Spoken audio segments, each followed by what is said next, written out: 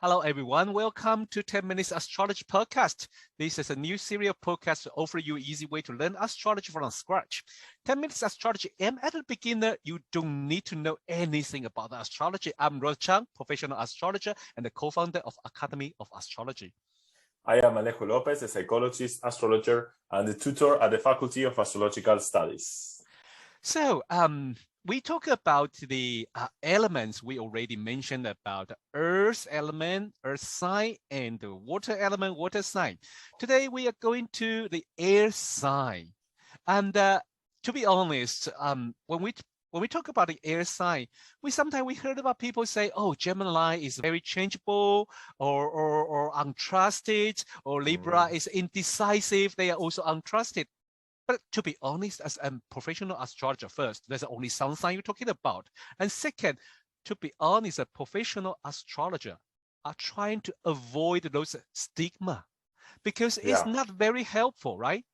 No, not at all. Yeah. So when you discuss the chart with your client, you try to help them to understand themselves, to try to embrace themselves. But with those words, how could I love myself with a kind of a stigma or kind of a negative image? It's judgmental. It's judgmental to say that. Yeah, to be honest, this is a very important lesson for the professional astrologer. We usually try not to be judgmental. And it's a hard lesson to learn, to be honest. Yeah. Okay. So the air sign, they are the Libra, Aquarius, and Gemini. So Alejo, how we understand the air element and the air sign in the astrology? Okay, good. So let's go back to this exercise that we're doing on every episode. Yeah. So first we were thinking about mountains and rocks to understand the earth. Then we started to think about rivers and lakes and the sea to understand water. And now we're moving to air. So we need to try to understand this element, the element of air. The different qualities we can give to this element. One of the qualities we can give it is that we cannot see it. It's an element that we know it's there, but nobody can see it. We cannot see the wind. It's just we hear it, but we cannot see it. We can sense, perhaps if there's a strong air, we can sense it in our skin. If the air is hot or moist, we can also sense it when we breathe, but we cannot see it. It's not something we can see. That's the first idea, the first physical experience that I think we have. The other experience that we might have with the air element is that it can change rapidly. It's suddenly we have a strong wind coming up, right? So it's like from one moment to the other, it's creating this movement, this sudden, quick movement. Yeah. And the other thing we can relate to the air element is that it connects us. We're all connected through air. We've learned this with the pandemic. So basically, even if we look like we are apart, the air element is connecting us because we're all breathing the same element. So it's the one element that is keeping us all connected. I like this point because before pandemic, you say that I was say, oh, tell me more about that. But I think with experience of this pandemic, airborne thing, you just like when I stand next to you and I make to catch it. That's a very interesting example. Thank you, Alejo. Continue, please. I mean, it has been very hard for us. We had to create a lot of barriers to separate something that it's naturally connecting us. It's like it was a very hard situation. And then the other thing we can relate to with the air, I think it's the sky, right? The idea of the openness of the sky, right?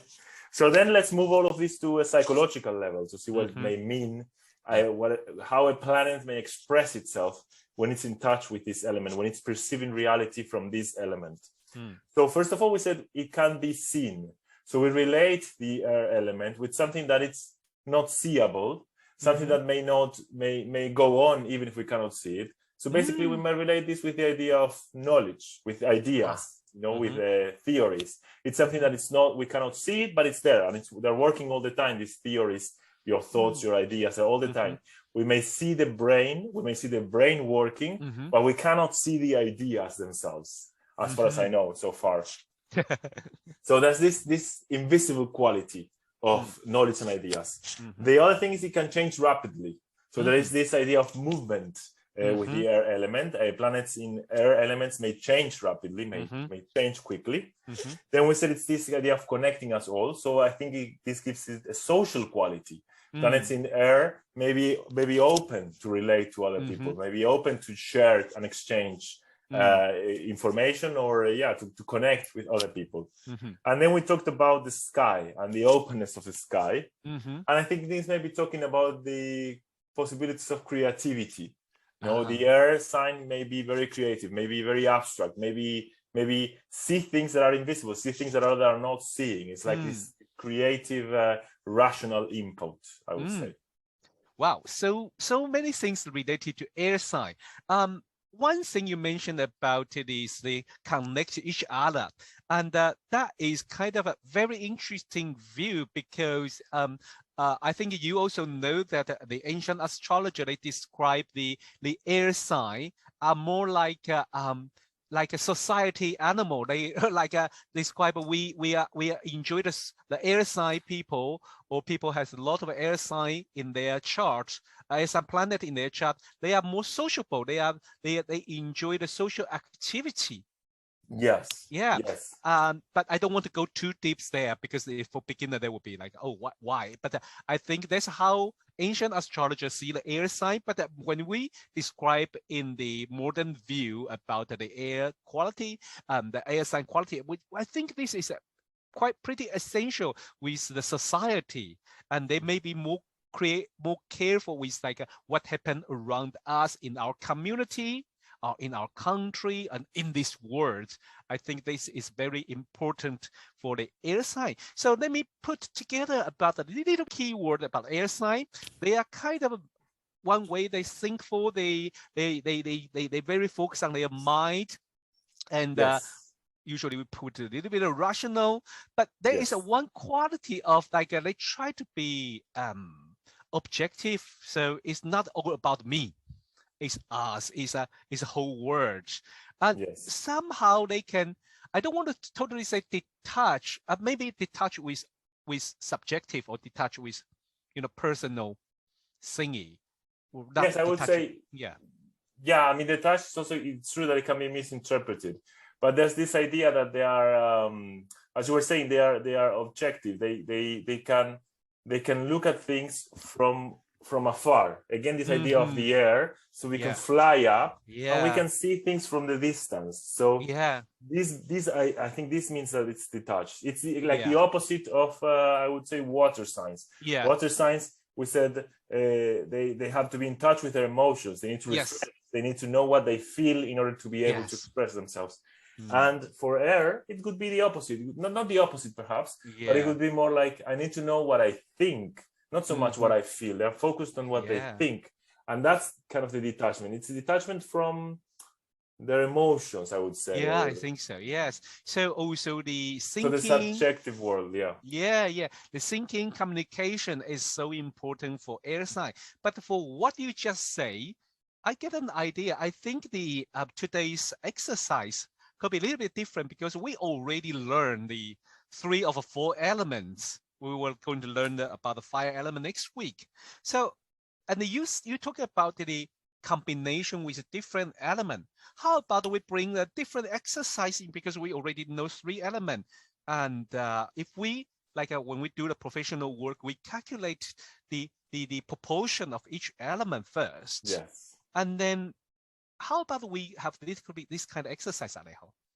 Okay, so yes. So when we first started talking about Earth, we were saying count how many planets you have on Earth. Yeah. So we could do this with every element. Count how many planets you have in each element. Yeah.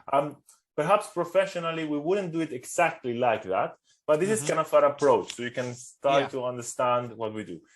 So just count how many planets you have in each element and see how they combine. And then we can also think of, like, look at the three big planets that we already talked about, which are the moon, the sun, and the ascendant, which is not a planet, but it's kind of a celestial point. So these 3 bigs, kind of look at which elements you have them in, and try to see what the quality will be, and to imagine how the combination will be. There is a combination there. Yes, exactly. So for instance, if you have, let's say, the moon in water, but the sun in an air element. So the moon, we said, it's your basic needs. It's what makes you feel safe. So what makes you feel safe is to be in touch with your emotions, to reflect, to withdraw on yourself, so that you can see what you feel, you can sense, I would say, what you feel, in order to be in the world. So you need to kind of you need to be very, very close to your emotions. So these people may not open up so easily. When they feel hurt, they might hide from the world and these kinds of things, because they need to protect their inner worlds. But if you have the sun in an air element, it means that the way you express yourself and you draw vitality, you feel alive when you're being rational, when you're being objective, when you're being detached. So this is going to create a strong tension within you, because on the one hand, you feel safe when you're emotionally in touch with other people, when you can express your emotions and share your emotions with other people. But your life goals, let's say, or the way you express yourself is more in a cold, perhaps, or in a maybe cold is a bit rush, in a rational or logical rational way. Yes. Yeah, it is a very, very good exercise. So what we invited you is like check the first is like go to calculate the your planet in the and group them in the element way. How many planets you have in Earth sign, how many planets you have in water sign, air sign, and the fire sign. And then later we will put it together. We will do a little bit of balance and the imbalance and how the influence on you is very easy, but very essential.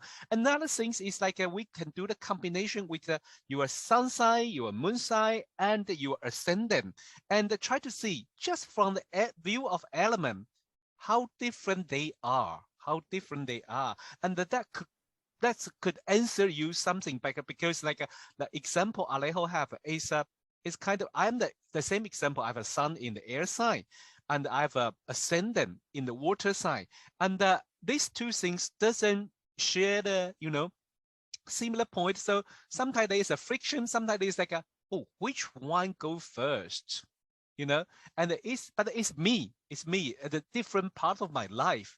Try to understand it and accept it, I think, is how astrology work. Yeah, exactly. Yeah, thank you for listening to 10 Minutes Astrology. And this week we learn a little bit about the air sign, and more important, we start a combination, put it together.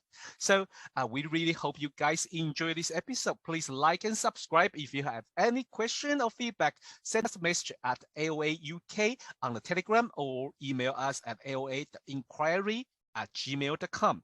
But you can also find me on Instagram at AOA UKROD, and you can also find Alejo on his account. Liminal Cosmos in Instagram. Liminal Cosmos in Instagram. And next week we come to the last element, fire element, will burn. And the fire sign, they are Aries, Leo, and the Sagittarius. Come on, baby, light my fire. Oh, yeah. Stay in touch. Bye.